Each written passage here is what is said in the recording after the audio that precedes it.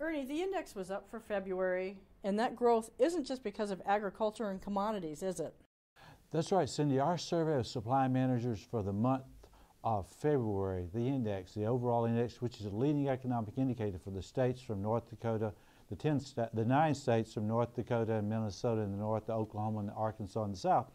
That index was up strong number for the month of February.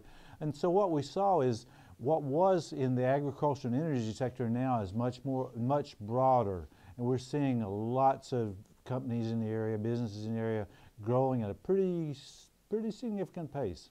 The new jobs index appears to be healthy, but could there be some problems down the road? Well, this is the second month in a row we've seen new jobs being added. We asked the supply managers about layoffs. Even now, they still expect layoffs to be a bit higher than I think they're going to be.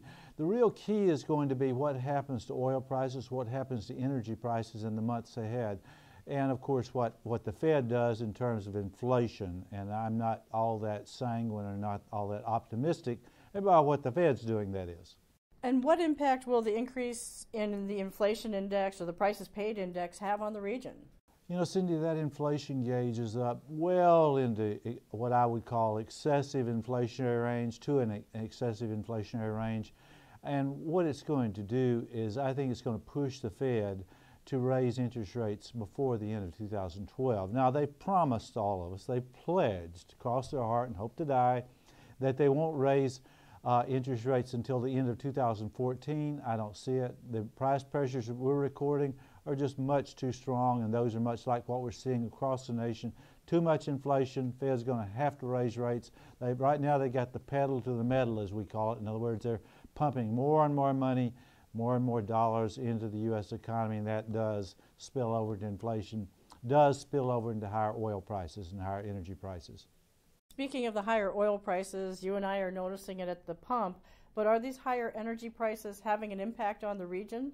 They are in terms of our confidence. Our business confidence gauge was down for the month. It's still in pretty good range. If we see oil prices moving up to anywhere close to what we saw in 2008, in 2008 it went up to $147 a barrel.